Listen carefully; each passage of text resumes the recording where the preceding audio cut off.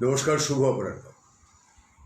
বন্ধুরা, আজকে একটা এমন বিষয় নিয়ে এই প্রাণের কথা শুরু, যে বিষয়টা বিতর্কিত শুধু নয়, সে বিষয়টা হচ্ছে নষ্ট করে দেওয়া ইতিহাস। ইতিহাস বিকৃতিও সেটার বিষয়। ইতিহাসকে কিভাবে বিকৃত করা হয়েছে বা করা হয় তা আমরা খুব ভালো করে জানি। আমাদের বিস্তর এর জন্য বিস্তর আমাদের অভিজ্ঞতা আছে, উদাহরণ চোখের সামনে অসংখ্য আছে, অসংখ্য। আমি যদি বলি যে এইটা হচ্ছে অন্যতম প্রধান উদাহরণ, ইতিহাস বিকৃতির অন্যতম প্রধান উদাহরণ, যে 18 জন বা 16 জন বা মতান্তরে 12 জন অশ্বারোহী এসে লক্ষণাবতী, যেটাকে পরবর্তীতে বা তার আগে গৌড় বলে আমরা জানি, সেই লক্ষণাবতীতে রাজা খেতে বসেছেন। গল্পটা এরকম, শুনুন ভালো করে। রাজা খেতে বসেছেন, বৃদ্ধ রাজা। তাকে এসে 18 জন বা 16 জন বা 12 জন অশ্বারোহী এসে তারা হুড়মুড়িয়ে ঢুকে পড়ল রাজপ্রাসাদের মধ্যে। রাজা খিড়কির দুয়ার দিয়ে পালিয়ে গেলেন। রাজাকে মারল না তারা, রাজা পালিয়ে গেলেন এবং তারা দখল করে নিল। খুব সোজা। এবার আসুন যে যুক্তিটা কি, মানে নেপথ্যের যুক্তিটা কি, 1, 2, 3, 4 করে।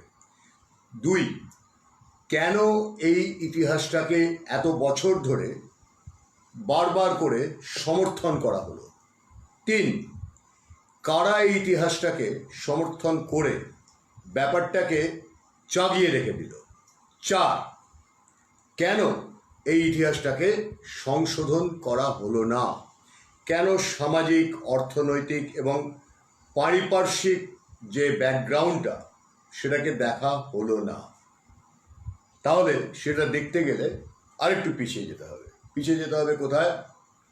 মোটামুটি 4th থেকে 5ম শতকে আমরা দেখতে পাচ্ছি একটি আব্রাহামিক কৌম জন্ম নিচ্ছে। যে আব্রাহামিক কৌম ধীরে ধীরে তারা যেখানে জন্ম নিচ্ছে সেই জায়গাটিতে যেহেতু তাদের কিচ্ছু নেই, মরুভূমি ছাড়া কিছু নেই, তাদের কোনো চাষের উপকরণ নেই, তারা পশুপালন ছাড়া অন্য কোনো পেশায় থাকে না, এবং প্রথমে অন্তর্কলহে তারা লিপ্ত হলো। হতে হতে একটা সময় তারা বুঝলো যেখানে থাকলে আমাদের চলবে না, আমাদের বেরোতে হবে। তারা বেরিয়ে গেল, বিভিন্ন দিকে ছড়িয়ে পড়তে শুরু করলো। আজও যেটা তারা করে চলেছে। ছড়িয়ে পড়তে পড়তে তারা দেখতে পেল এই একটা এলাকা, সুজলা সুফলা অঞ্চল, যেটা তার আগে পর্যন্ত শান্তিতে নিরুপদ্রবে ছিল, তাদেরকে হামলা করা যেতে পারে। কারণ তারা কি করে? তারা জ্ঞানের চর্চা করে, কাব্যের চর্চা করে, তারা আরতি করে, তারা মনুষ্যত্বের চর্চা করে। সেখানে সহজে মানুষকে ঢুকে, মানুষকে ভুল বুঝিয়ে তাদেরকে নিজেদের পক্ষে আনা যায়। কারণ আমি যদি একটু এগিয়ে আসি, মানে 1206 খ্রিস্টাব্দে যদি আসি, তাহলে 1206 খ্রিস্টাব্দে যখন লক্ষণাবতী দখল হলো দ্বাদশ বা ষোড়শ বা অষ্টাদশ অশ্বারোহী দ্বারা, তার থেকে আমি যদি একটু পিছিয়ে যাই, তাহলে দেখতে পাবো 1193-তে নালন্দা ধ্বংস হচ্ছে। নালন্দা ধ্বংস হচ্ছে শুধু নয়, কার দ্বারা ধ্বংস হচ্ছে?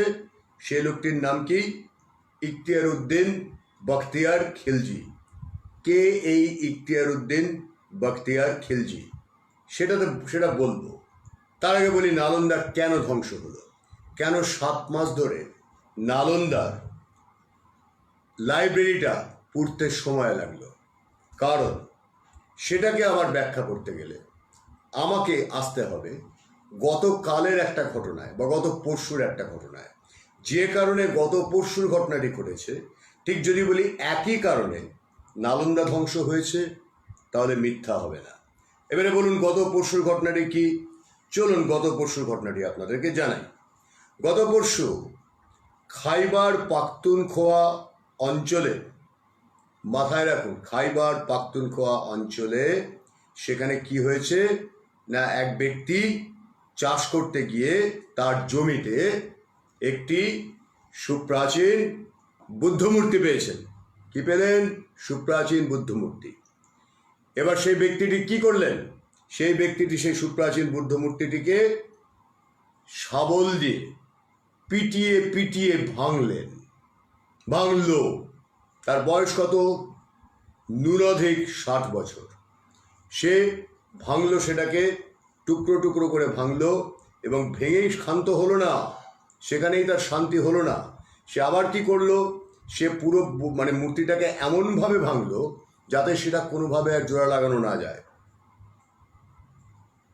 তাহলে আমি যদি বলি খাইবার পাখতুনখোয়াতে যে ঘটনাটা এই গত পরশুদিন ঘটলো, তার সঙ্গে নালন্দা ধ্বংসের কোনো পার্থক্য নেই, আমাকে আপনি ঠেকান তো মশাই, আমাকে আপনি ঠেকান।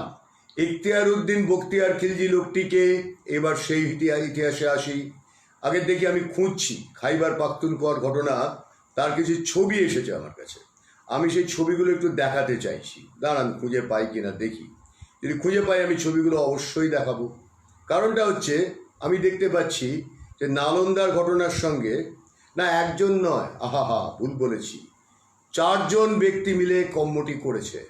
এবং কম্মটি করেছে শুধু সেখানেই ক্ষান্ত থাকেনি, তারা বুদ্ধের ওই মূর্তিটিকে ভাঙার পর, মাথায় রাখুন, আগে নয়, ভাঙার পর স্থানীয় আর্কিওলজিক্যাল ডিপার্টমেন্ট নাকি খবর পায় যে 4 জন ব্যক্তি তারা একটি সুপ্রাচীন বুদ্ধ মূর্তিকে চাষ করতে গিয়ে খুঁজে পেয়ে ভেঙে টুকরো টুকরো করেছে।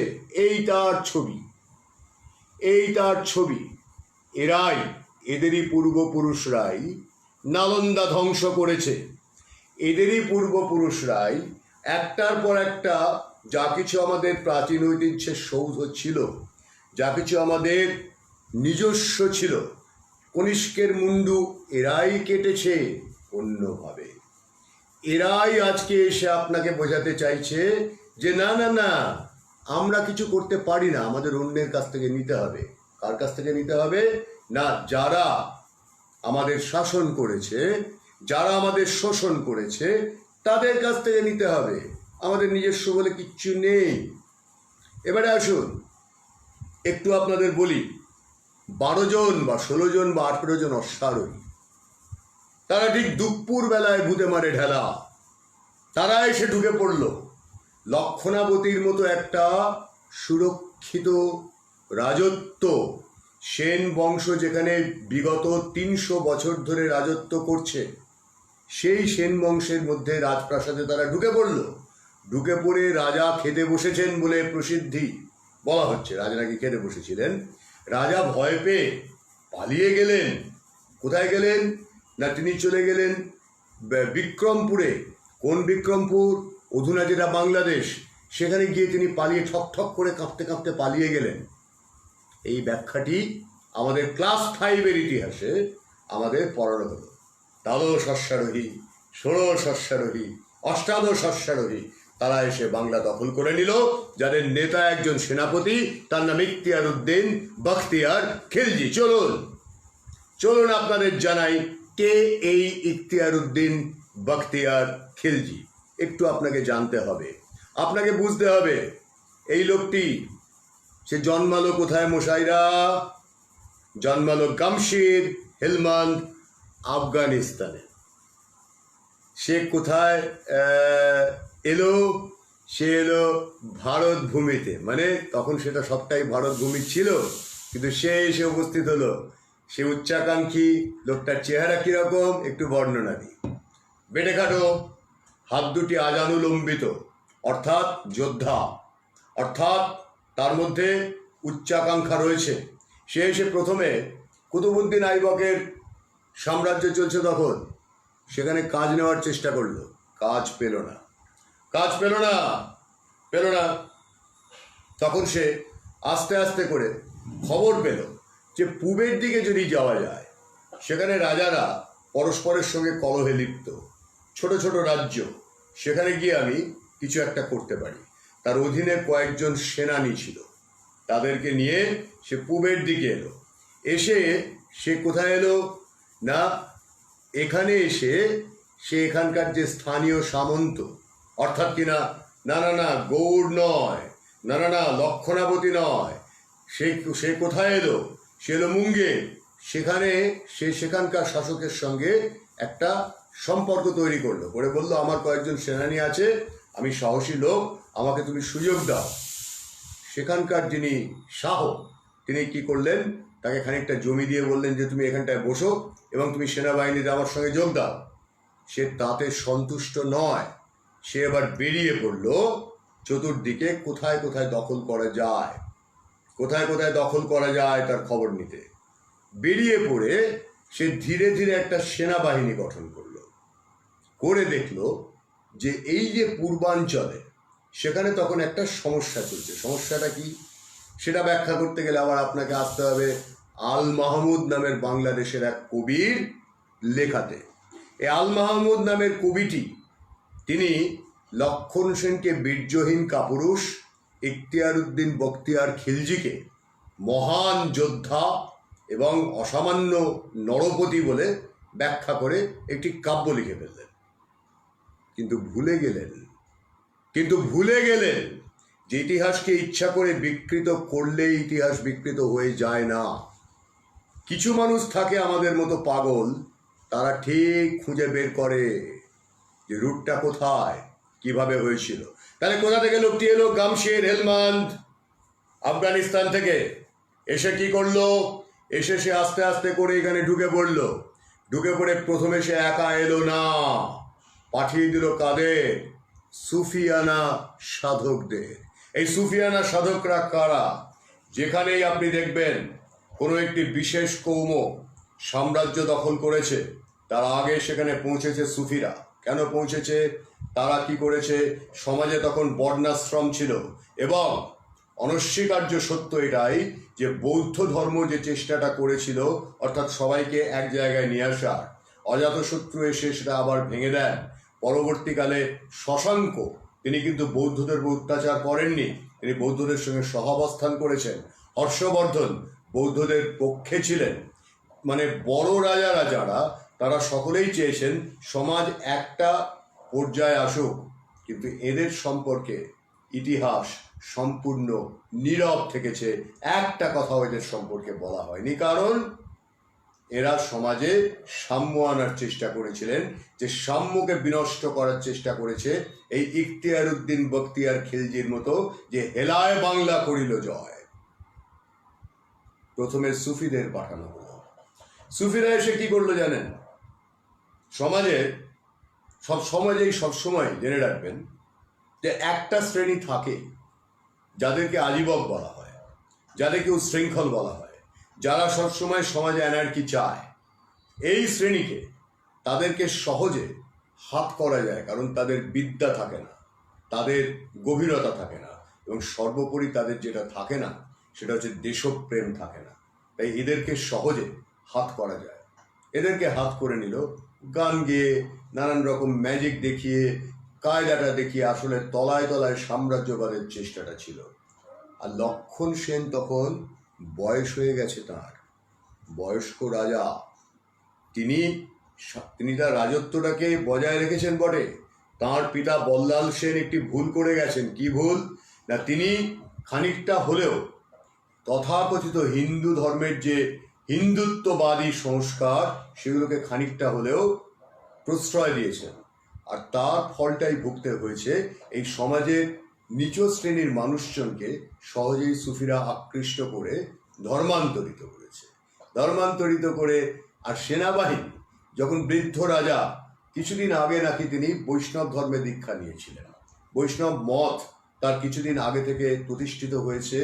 আমরা জয়দেবকে পাচ্ছি, আমরা ধোঁইকে পাচ্ছি, আমরা এই সমস্ত কবিদের সেই সময় পাচ্ছি। তা দেখা যাচ্ছে তাদের দ্বারা প্রভাবিত হয়ে রাজা অহিংসা ব্রত ত্যাগ করেছেন, রাজা আমিষ আহার ত্যাগ করেছেন। যে মুহূর্তে রাজা এরকম একটা সিদ্ধান্ত নেন, ভোক্তা রাজা বদাচরেত বলে একটা কথা আছে, ভোক্তা রাজ বদাচরেত বলে একটি শব্দ আছে। অর্থ কিনা প্রজা, রাজা যেমন আচরণ করেন প্রজাও সেই আচরণটি করে। কেন হলো? যে রাজত্ব সেই সময়ে শুধুমাত্র সৈন্য বলের উপরে প্রতিষ্ঠিত, সেই সেনারা দিনের পর দিন কাজ পাচ্ছে না, যুদ্ধ নেই, কোথাও সাম্রাজ্যবাদী আগ্রাসন নেই, কোথাও কোনো রকম নিজের বলবীর্য দেখানোর উপায় নেই। তারা কি করবে?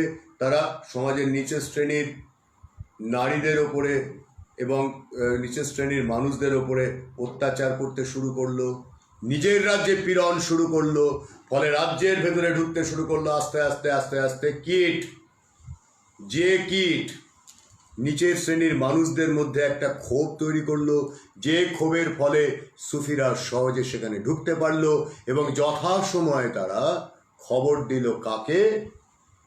খবর দিল এই ব্যক্তিটিকে যিনি উচ্চাকাঙ্ক্ষী এবং যিনি চাইছেন দখল করতে সুজলা সুফলা বঙ্গভূমিকে।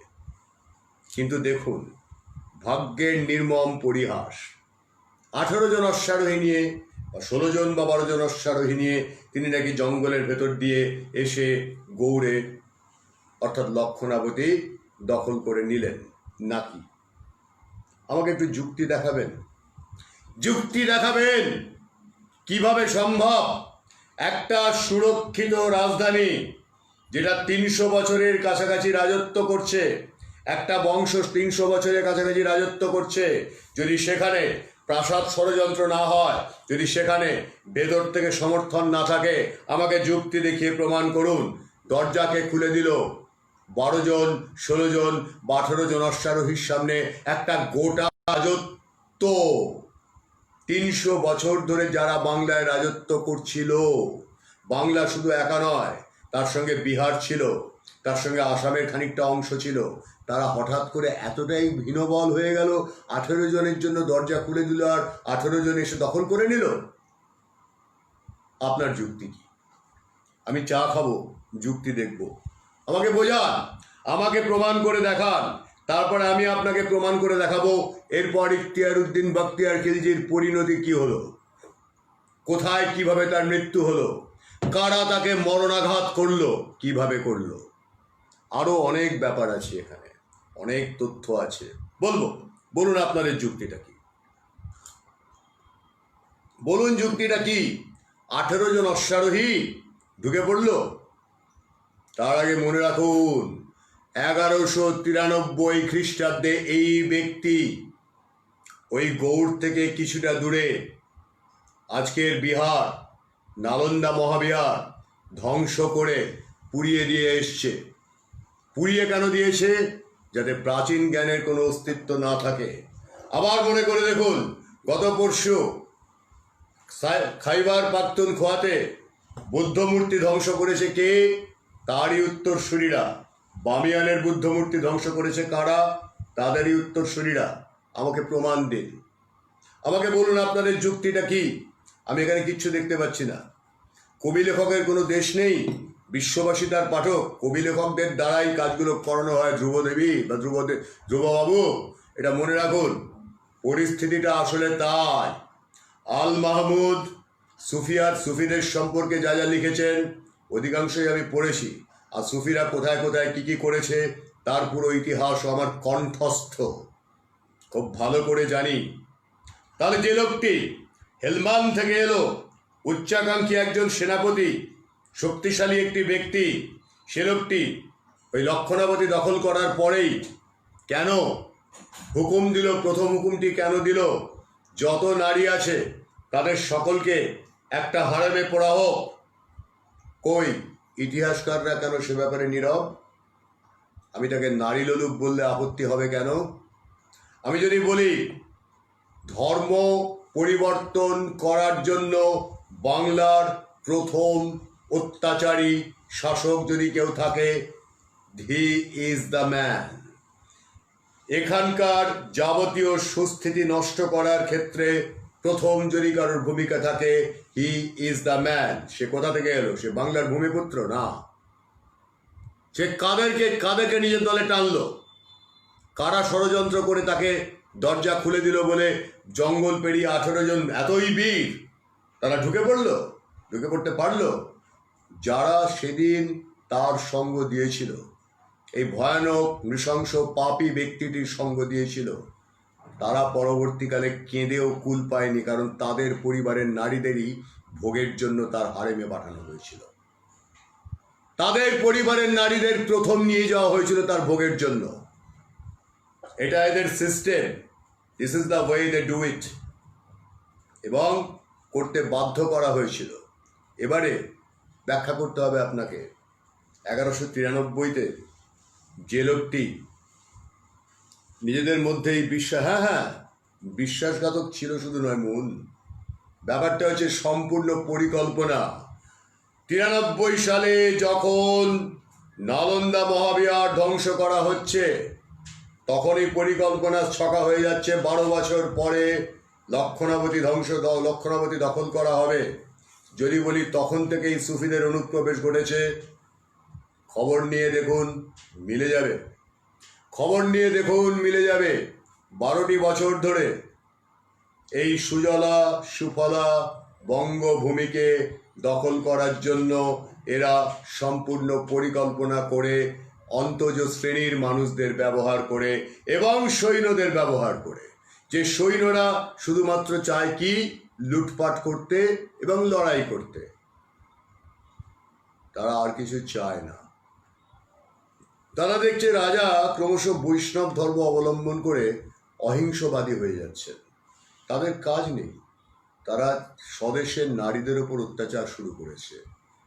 এই দুর্বলতাগুলোর সুযোগ নেওয়া খুব সহজ। আর ধর্মান্তকরণ করাটা কাদের কাজ? ওটা বিশ্বজুড়ে কারা করেছে? আজ থেকে 400-500 বছর আগে বা আরও আগে কারা করেছে? দুটি কৌম করেছে।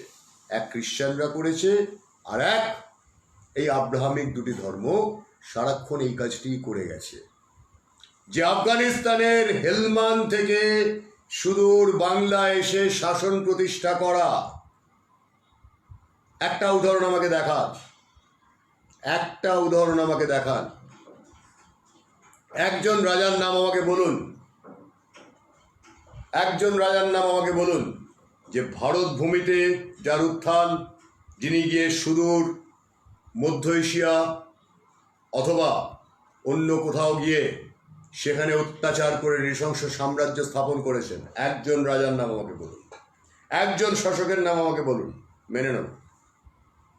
পারবেন না।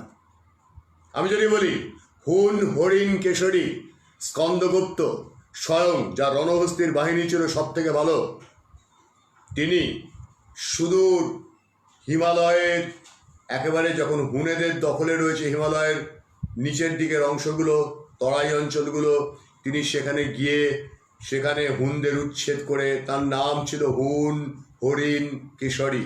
মানে হুনদের যদি হরিণ বলে দেখা হয় তাহলে তাদের ওপর বাঘের মতো হামলা করতে পারতেন স্বয়ং স্কন্দগুপ্ত। তিনি পর্যন্ত সেগুলো রাজ্যগুলো, ছোট ছোট রাজ্যগুলো দখল করার পরেও একটিতেও নিজের শাসন কায়েম করেননি, নিজে কোনো সিংহাসনে পর্যন্ত বসেননি। ইতিহাস তার সাক্ষী। স্কন্দগুপ্তের কটি মূর্তি পাওয়া যায়? স্কন্দগুপ্তের কীর্তির কতটুকু উদাহরণ আমরা দেখতে পাই না। এগুলো সব মুছে দিয়েছে কারা? প্রশ্ন আছে, উত্তরও আছে। আমি একটা প্রশ্ন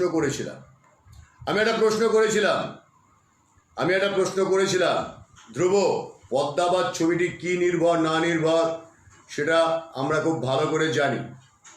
সে আলোচনা এখানে হচ্ছে না, যে আলোচনা হচ্ছে সেখানে জবাব দিন। এবারে বলুন, চলুন এই লোকটির অন্তিম পরিণতি কি হলো সেটা জানাতে যাই। তারা কেন প্রতিটি ক্ষেত্রে বিদ্যাস্থানগুলোকে ধ্বংস করছে? কই আলেকজান্ডার, যিনি অ্যারিস্টটলের শিষ্য, প্লেটোর শিষ্য, তিনি তো কই তক্ষশিলা মহাবিহার ধ্বংস করছেন না? কারণ আলেকজান্ডারের মধ্যে কি আছে? প্রজ্ঞা, দর্শন, শিক্ষা। একজন রাজার দ্বিতীয় ফিলিপের সন্তান তিনি, তার ব্যাকগ্রাউন্ড আছে। সে তক্ষশিলা মহাবিহারের কাছাকাছি পৌঁছেও ধ্বংস তো করলেন না। তক্ষশিলা তো দীর্ঘ কয়েক হাজার বছর ধরে সদ্ধর্মের প্রতিষ্ঠা হয়ে থাকলো, জ্ঞানচর্চার পীঠস্থান হয়ে থাকলো।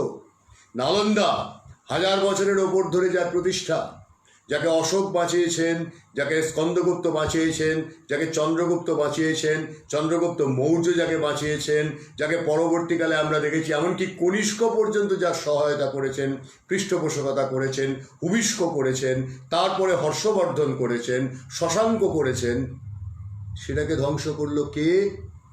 আর কি ইতিহাস লেখা হলো? যে ব্রাহ্মণরা ব্রাহ্মণ্যবাদ প্রতিষ্ঠা করতে নালন্দা পুড়িয়ে দিয়েছিল। কটা ব্রাহ্মণ তখন ছিল ভাই বঙ্গভূমিতে? এই বঙ্গবিহার, অসম, এই বেল্টে কটা ব্রাহ্মণ ছিল? কনৌজ থেকে ব্রাহ্মণ পরিবাররা এলো তার অনেক পরে। 5টি ব্রাহ্মণ পরিবার, 5টি ব্রাহ্মণ গ্রাম নিষ্কর দেওয়া হলো তাদের। আমার পরিবারের ইতিহাস 1173 থেকে পাচ্ছি। তাদের এতটা প্রভাব কি করে হয়? কি করে প্রভাব হয়? হয় না। তাই ইতিহাসকে মিথ্যা করে বিকৃত করে লিখতে হয়, তাই চাপিয়ে দিতে হয় একটা কিছুর ওপরে। সত্যকে এইভাবে চাপা দেওয়া হয়। তাই যখনই ছোটবেলা থেকে পড়েছি, দ্বাদশ অশ্বারোহী বা অষ্টাদশ অশ্বারোহী বা ষোড়শ অশ্বারোহী এসে দখল করে নিল, বাহ বাহ বাহ বাহ বাহ বাহ বাহ বাহ, কি মজা। আচ্ছা, লোকটির শেষটি কি হলো সেটা পড়তে হবে। এবার দেখুন, এই যে আল মাহমুদ এবং বাংলাদেশের কিছু কিছু ইতিহাসকার, বাংলাদেশের কিছু কিছু ইতিহাসকার যারা পরিষ্কার ভালো করে জানে, শেষে দন্তন্য যোগ করবো না, যারা ইতিহাস বিকৃত করে তারা কোনো সম্মানের যোগ্য নয়। তারা ভালো করে জানে তারা কি লিখছে। দেখুন ভাষাটা, দেখুন ভাষাটা হচ্ছে কিরকম। ভাষাটা হচ্ছে এইরকম যে ব্রাহ্মণদের ভয়ঙ্কর অত্যাচারী শাসনের হাত থেকে মুক্তি সূর্য হিসেবে উপস্থিত হলেন কে? এখতিয়ার উদ্দিন বখতিয়ার খিলজি, এবং তিনি সমগ্র বাংলাকে মুসলমানে পরিণত করলেন। ওয়াও ওয়াও, অসামান্য। কেউ একটি কথাও বলল না। আরে ভাই, আপনারা এলেন কোথা থেকে? এলেন কোথা থেকে? উদ্ভব কোথা থেকে আপনাদের? ভিত্তি কি আপনাদের? হাজার হাজার বছরের যে প্রাচীন সংস্কৃতি, সেখানে আপনাদের ভূমিকা কতটুকু? ধ্বংস আর নৃশংসতা ছাড়া ভূমিকা কতটুকু? আজকে যখন সংখ্যালঘু নির্যাতন হয় বাংলাদেশে, কেউ একটা কথা বলেন না তো? চারবাকপন্থীরা চুপ করে থাকেন কেন? একটা শব্দ মুখ দিয়ে বেরোয় না কেন? লক্ষণাবধি দখল হয়েছিল ষোড়শ অশ্বারোহী দ্বারা, তার পেছনে ষড়যন্ত্র ছিল না? সুদূর হেলমান থেকে এখানে এসে দখল করা কেন? কেন? যদি বলি ভিখারির জাত, খেতে পায় না, তাদের কিছু ছিল না, একমাত্র অস্ত্র আর নৃশংসতা ছাড়া কিছু ছিল না। তারা এখানে এসে আমাদের ওপরে জোর করে আমাদের ষড়যন্ত্রকারী লোকেদের মধ্যে আমাদের থেকে নিয়ে মির্জাফর ওই বাংলায় জন্মেছে। মির্জাফরের জন্ম ওই বাংলাতেই হয়েছে, আবার মীরবদনের জন্ম ওই বাংলাতেই হয়েছে। অর্থাৎ কিনা এদের সব কিছুর মধ্যেই নৃশংসতাটাই আসল। এবার এর পরিণতিটা আসল। এই ব্যক্তিটির পরিণতিটা আমি একটু বিশদ করে বলতে চাই। জানা দরকার, জানা দরকার। কেন দরকার? কারণ এটা না জানলে আপনার জানাটা মানে কি বলবো, কমপ্লিট হবে না। জানাটা কমপ্লিট হবে না। আচ্ছা, এই যে লোকটি এখতিয়ার উদ্দিন বখতিয়ার খিলজি, মোহাম্মদ খিলজি, সে তো বাংলা দখল করলো। দখল করার পর কি হলো? দখল করার পর কি হলো? মোটামুটি ভাবে এই বখতিয়ার খিলজিকে বলা হয় বাংলাতে বা এই অঞ্চলটাতে ইসলাম প্রতিষ্ঠার অন্যতম প্রধান রূপকার। সুফিদের সহায়তা, প্রথমে সুফিদের পাঠানো, মস্তিষ্ক ধোয়া, তারপরে কি করা? ষড়যন্ত্র করা, এবং তারপরে কি করা? নৃশংসতা করা, সাম্রাজ্যবধ করা, দখল করা হলো। তারপর কি হলো? কিছুদিন পরে লোকটির মনে হলো, কনফিডেন্স বেড়ে গেলে যেটা হয়, আত্মবিশ্বাসটা বেশি হলে যেটা হয়, শাসকদের ক্ষেত্রে পতনের অন্যতম প্রধান কারণ হয়, বিশ্বের সর্বত্র ইতিহাস পড়তে গিয়ে আমি দেখেছি, আমার খুব প্রিয় বিষয় তো, সারাক্ষণ পড়াশোনা করি, ইতিহাস পড়তে গিয়ে দেখেছি যেখানে এই শাসকের অতিরিক্ত হয়েছে, অতিরিক্ত নিজেকে ভেবেছে যে আমি বিরাট কিছু করে ফেলবো, তিব্বত দখল করতে গেল। খুব ভালো কথা। তিব্বত দখল করতে গেল। তিব্বত দখল করতে গেল 1206। কিন্তু সেখানে কি হলো, তিব্বতীদের যে ভয়ঙ্কর পার্বত্য যুদ্ধের ক্ষমতা, তাকে যাকে বলে দুর্মুষ করে হারালো তিব্বতীরা। মানে ভাবুন, এখান থেকে সে তিব্বত গেছে দখল করতে, তার দুঃসাহস ভাবুন। তাকে তিব্বতীরা বেধড়ক পিটিয়ে দুর্মুষ করে দিল। কিন্তু সেখানেই ভয়ঙ্কর রকম আহত হয়ে সে তখন বিশ্রাম নিচ্ছে। তার সেনাবাহিনী অল্প কিছু বেঁচে আছে, কোনো রকমে পালিয়ে এসছে, বিশ্রাম নিচ্ছে। যখন সে বিশ্রাম নিচ্ছে তখন কি হলো, ইতিমধ্যে সে আর কি করেছে একটু মাথায় রাখুন। সে কিন্তু কুতুবউদ্দিন আইবকের সঙ্গে একটা যোগাযোগ করে নিয়েছে, কারণ ওই যে বললাম ভাই ভাই কালচার হয়ে গেছে যোগাযোগ। এবং যে কুতুবউদ্দিন আইবক একসময় তাকে তাড়িয়ে দিয়েছিল, তার সঙ্গে সম্পর্ক করে নিয়েছে, বলছে তোমাকে আমি কর দেবো। তাহলে মুদ্রার একদিকে কুতুবউদ্দিন আইবকের ছবি, আর একদিকে তার ছবি দিয়ে সে মুদ্রাও বের করে ফেলেছে এই এলাকাতে। এবং সেখানে শেষ হয়নি, সেখানে প্রচুর পরিমাণে মাদ্রাসা এবং মসজিদ ইত্যাদি ইত্যাদি তৈরি করে ফেলেছে।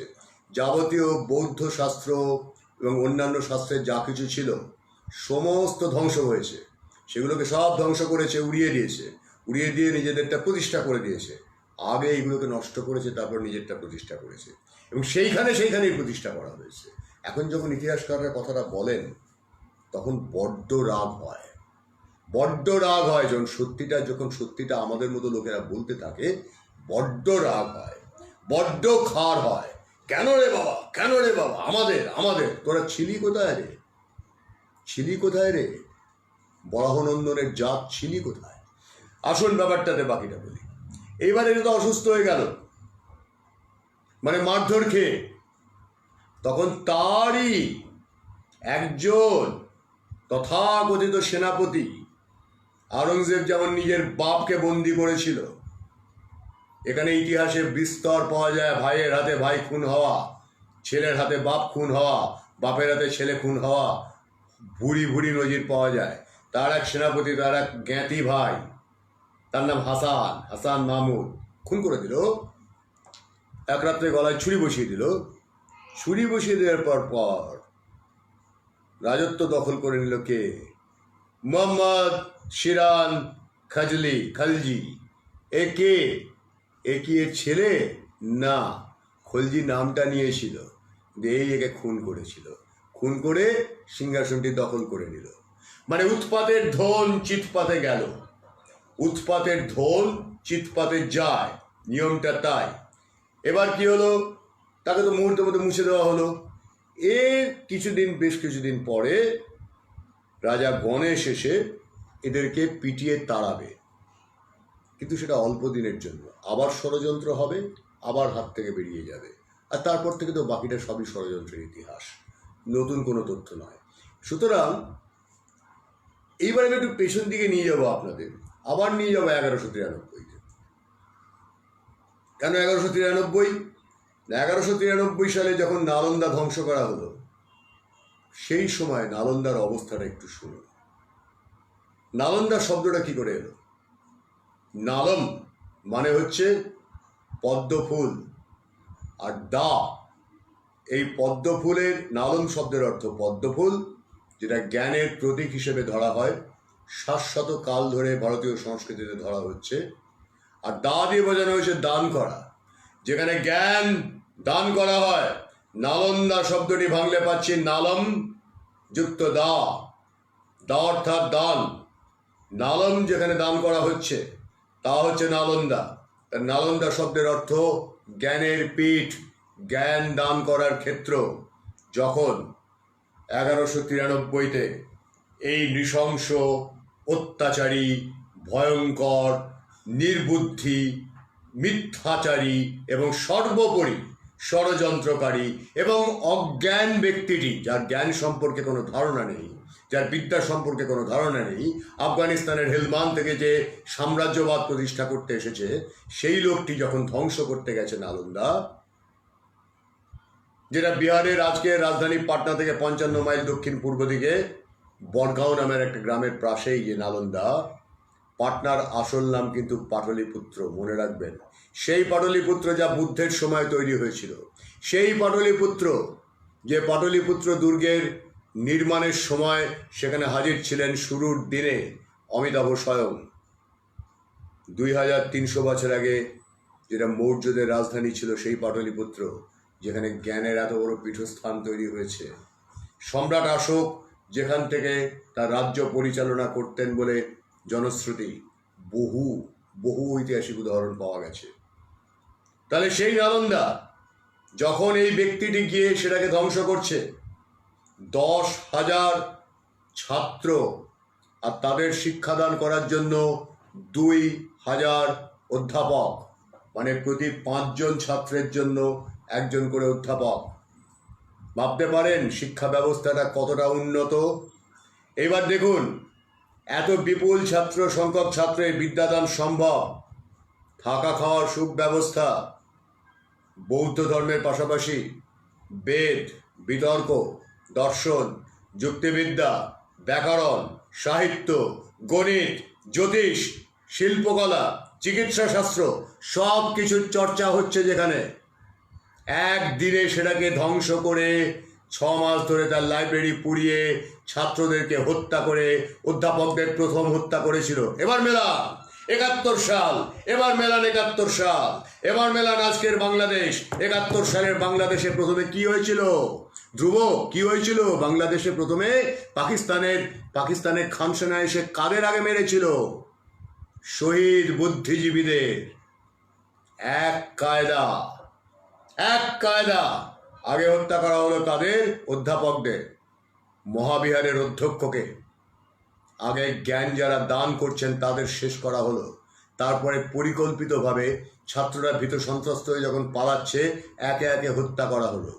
কারণ তারা তো জ্ঞান বিতরণ করবে, তারা যদি চলে যায় সদ্ধর্ম প্রতিষ্ঠা পাবে, সেটা তো চলবে না, সেটাকে বন্ধ করতে হবে। তো তাহলে শহীদ বুদ্ধিজীবীদের হত্যাটাকে যদি হত্যা বলে মানেন ধ্রুব, আপনাকে প্রশ্ন করছি, বাংলাদেশের যারা আজকে মুসলমান নাম ধারণ করে নিজেদেরকে গর্ব অনুভব করছেন, যারা ইখতিয়ার উদ্দিন বখতিয়ার খিলজিকে মুসলমানের ত্রাতা বলে বিশ্বাস করেন, এখানে নিয়ে এসেছেন বলে বিশ্বাস করেন, তাদের জানতে চাইছি, তাদের শহীদ বুদ্ধিজীবী হত্যার দিনটাকে আপনারা কেন কালো দিন বলে ঘোষণা করেন? তাহলে নালন্দাকে খতম করার দিনটাকেও আপনাদের কালো দিন বলে জ্ঞান করতে হবে। কারণ জ্ঞানকে যে থামাতে চায়, বিদ্যাকে যে থামাতে চায়, সদ্ধর্মকে যে থামাতে চায়,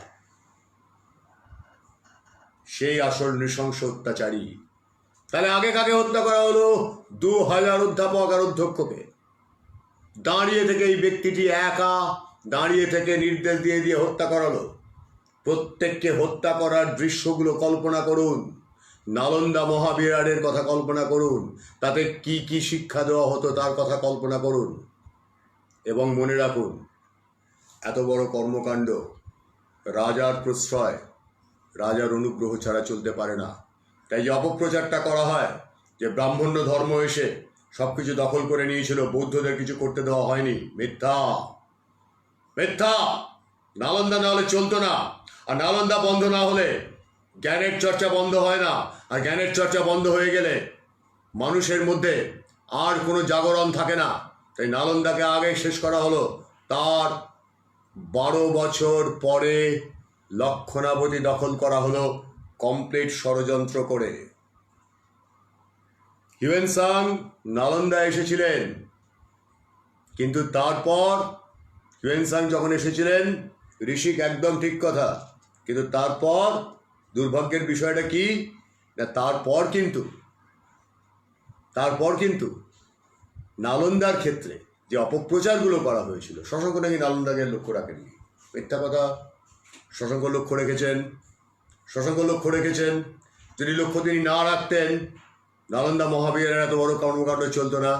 হর্ষবর্ধন পেট্রোনাইজ করেছেন। পাল বংশের প্রতিটি রাজা, গোপাল থেকে শুরু করে মহিপাল দ্বিতীয় পর্যন্ত সেন বংশ, প্রতিটি রাজা তারা একের পর এক নালন্দাকে লক্ষ্য রেখেছেন। নইলে নালন্দা মহাবিহার 1000 বছরের ওপর ধরে চলতে পারতো না। স্কন্দগুপ্তের আগে থেকে যার যাত্রা শুরু হয়েছে, চন্দ্রগুপ্ত মৌর্যের সময় থেকে যা যাত্রা শুরু হয়েছে। আর একটা কথা মনে করিয়ে দিই, শিলভদ্রের নাম আপনারা জানেন। রক্তমৃত্তিকা মহাবিহার।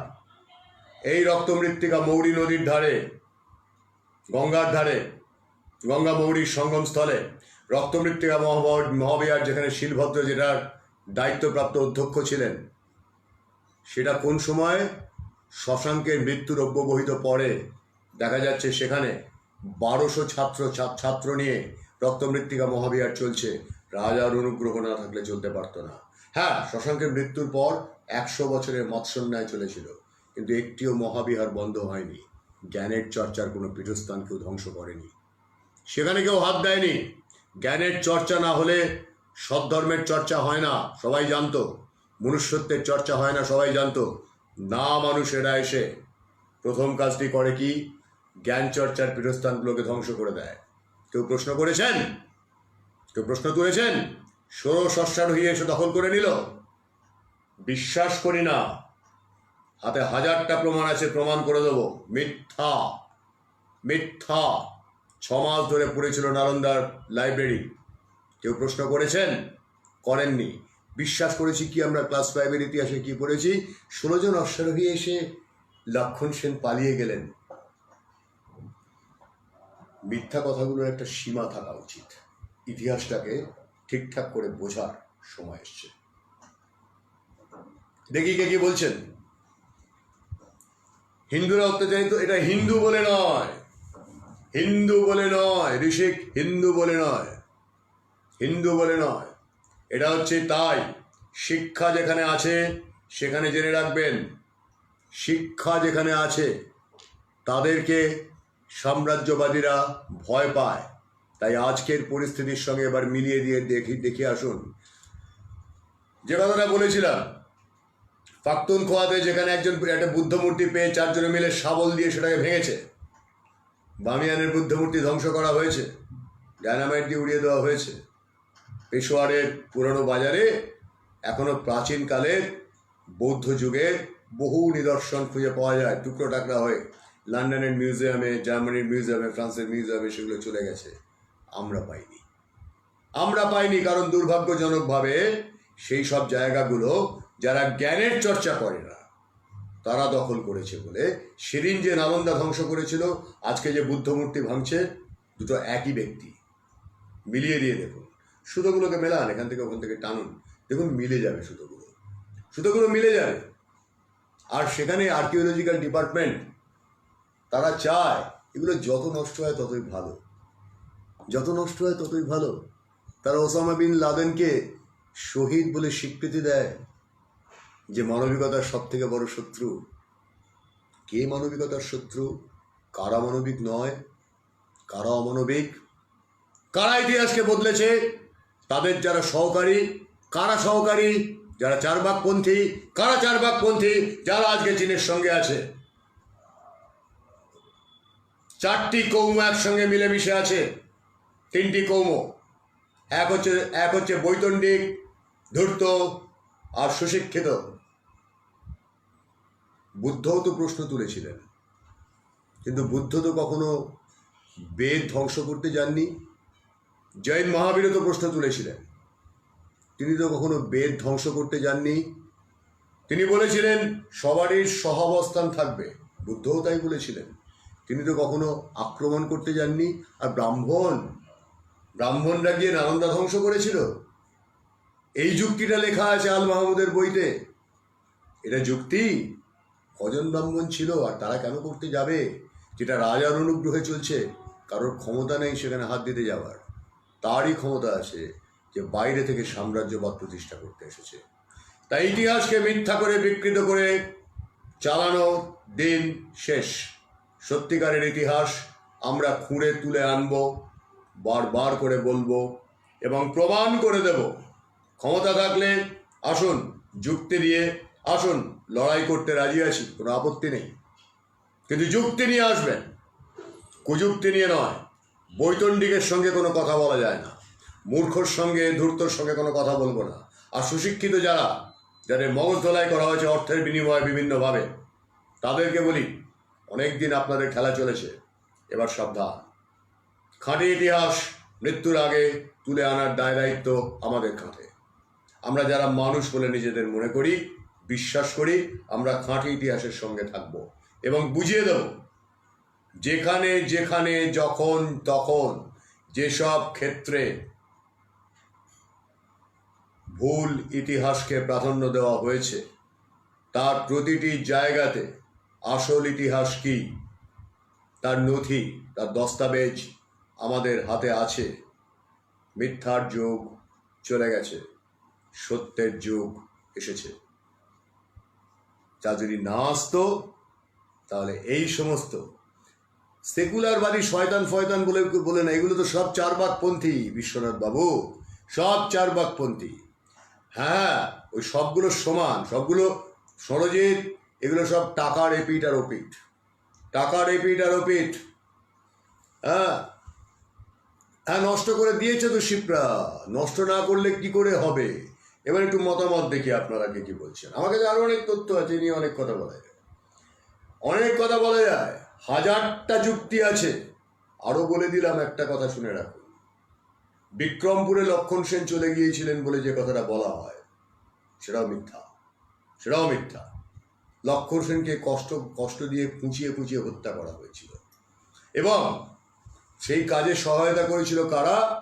এই তথাকথিত মাফ করবেন চারবাকপন্থীরা, তথাকথিত যারা সঙ্গ দিয়েছিল এবং যাদের স্ত্রীদের, বাড়ির মেয়েদের টেনে নিয়ে গিয়ে হারেমে পড়েছিল। তারা বুঝেছিল কত বড় ভুলটা করেছি, খাল কেটে কত বড় কুমির নিয়ে এসেছি।